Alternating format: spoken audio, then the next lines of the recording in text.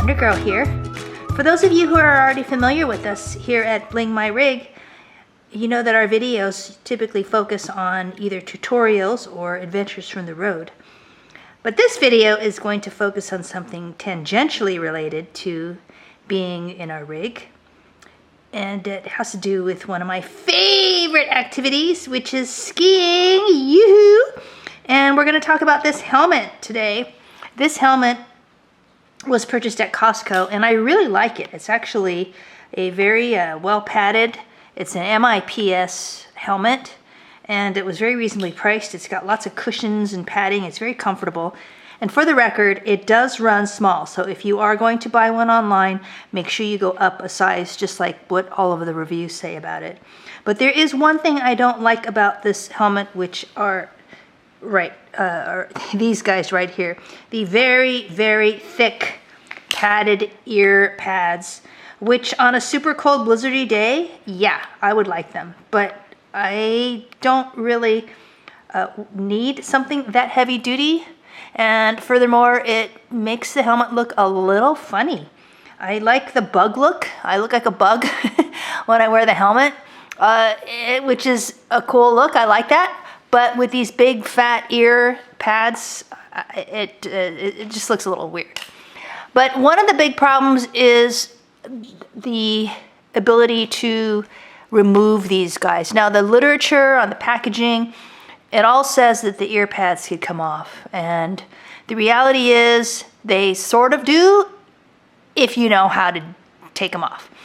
And I was about to take this helmet back to Costco for a refund because I couldn't remove the pads, but then we figured out how to do it, and we wanted to show you how. So let's get started. It's pretty easy, and you only need one thing, which is some kind of prying device. Now, this device here is made of plastic, which is definitely the preferred material. You could use a screwdriver, which we don't recommend. You don't want to gouge up the plastic housing area of your helmet with hard metal. We do have this aluminum, this sort of thin aluminum strip that in theory could work, but it might not work because it could bend. You need something that is soft enough that can give a little bit of torque, but this thing would bend permanently, and we just didn't want to do that. So we're going to go with this guy. And I'm going to show you how to remove the ear pads. And then I also am replacing my ear pads, these bulky ear pads, with some ear pads from my old helmet.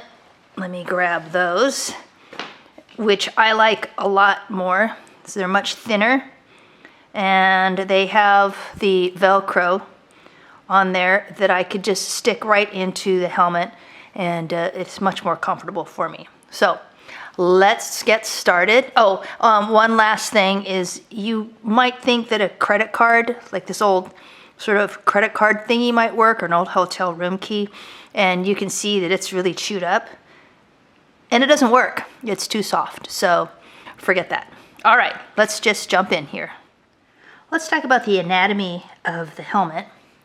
So right here, obviously, is the connection point where the ear pad comes into the helmet. Now I'm going to go ahead and bend this back, and you'll see that there is a cavity that is a piece connected right into the helmet, and you don't want to remove that.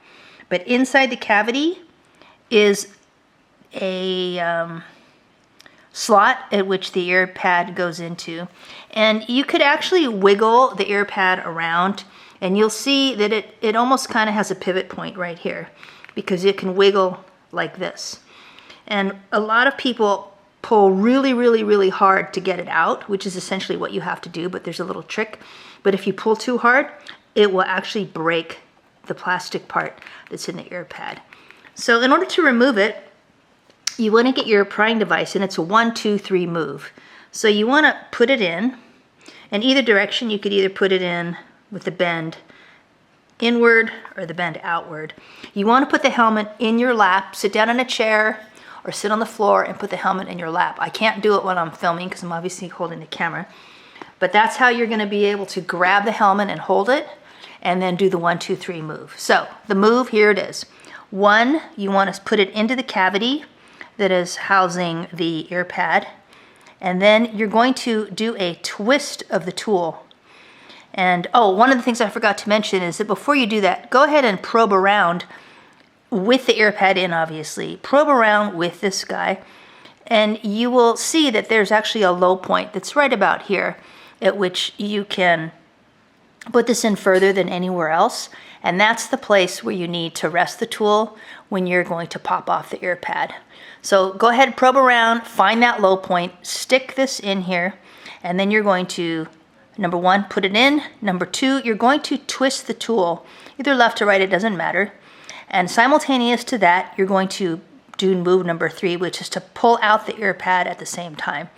So 1, insert, 2, twist, 3, pull.